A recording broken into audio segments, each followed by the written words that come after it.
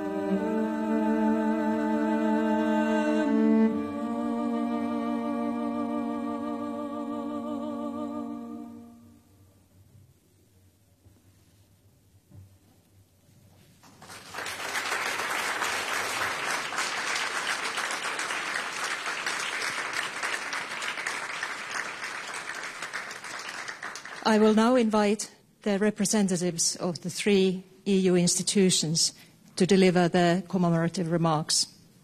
Executive Vice President Frans Timmermans for the European Commission. Thank you very much, and thank you so much, ladies, for this wonderful performance. Deputy Prime Minister, Vice President, Excellencies, ladies and gentlemen, thank you for all being here. Three institutions of the European Union have decided that on the 15th of July, from now on, we will commemorate annually the victims of the climate crisis. Why the 15th of July? Because exactly 2 years ago, on the 15th of July, 4 of our member states were hit by torrential rains. You know, these so-called static rains, enormous amounts of water pouring down in one place. And as a consequence of that, in especially Belgium and Germany, more than 200 people lost their lives. Now, this was an event caused, clearly, by the climate crisis. And the climate crisis has a propensity to create many, many erratic weather patterns. It doesn't mean that every individual storm that hits Europe or hits other parts of the world is directly attributable to the climate crisis, but it is a fact that weather patterns are changing and changing rapidly. It's also a fact that the temperature is on the rise. We've had, I think, 4 of the hottest days ever on record last week. We see people dying because of heat stress. We see arable lands disappearing, and the risk of people starving because of that is increasing. We see also wildfires causing deaths. We also see that, for instance, excessive heat has a huge influence on society. Whenever the heat goes up extremely, gender-based violence increases. And all these things are linked to the fact that our climate is changing and changing so rapidly. And when we say this is a European Day, we say it to commemorate all victims worldwide. And we do have the hope that this idea of an annual commemoration of those who perished will also take hold in other parts of the world. This is important to us. Now, we're all part of the circle of life. We are born, and at some point we die. If we're lucky enough to be able to live life's full circle, then we are still mourned when we die. People will miss us. People will mourn. But if death occurs because of accidents, prematurely, especially if it affects children, this creates such suffering, such mourning. You know, for parents, the natural thing of life is that you die before your children. If that doesn't occur and the opposite occurs, this is a heartbreaking thing. And this is happening more and more across the planet, also as a consequence of the climate crisis. Now, the music you've heard is part of an incredible piece the text is written by a Belgian writer whom I deeply admire, David van Rijbroek. What he did is, after the floods, he took the time to go and speak to the people in the affected area in Belgium, went to their homes, asked them what happened, asked their feelings, and spoke to a mother who had lost her son, etc., etc. And he took their words literally and put them in literature. So the strength of those words is incredible, but emphasized, increased enormously by the wonderful music by Jeff Neve. And this created an opera, I would call it, that would have value for the whole world to hear, because it's the testimony of people who underwent such a horrible event, quite literally using their words. And how David then worded, and I say it in English, but it's originally in Dutch and French, but he says, "Forgive us, friends, for we know what we do." Of course, you know the biblical reference where it says we don't know what we do. But here, "Forgive us, friends, for we know what we do. Forgive us, friends, for we do not what we know." Or in French, "Pardonnez-nous, mes amis, car nous savons ce que nous faisons. Pardonnez-nous, mes amis, car nous ne faisons pas ce que nous savons." In other words, we know what's happening, and we're not acting in a commensurate way to this. And that's why we're having also the meeting here today, to get the international community to react in a way that is commensurate to the challenge we face. Humanity still has an opportunity to not descend into climate disaster. But that can only happen if we act now. And we owe it to all those who have fallen victim and who will fall victim in the future. We owe it to them to commemorate them and to use the memory of their sacrifice as a driving force to do the right thing for next generations. We owe it to those whom we've lost to be good ancestors to those who are still to come. Thank you very much.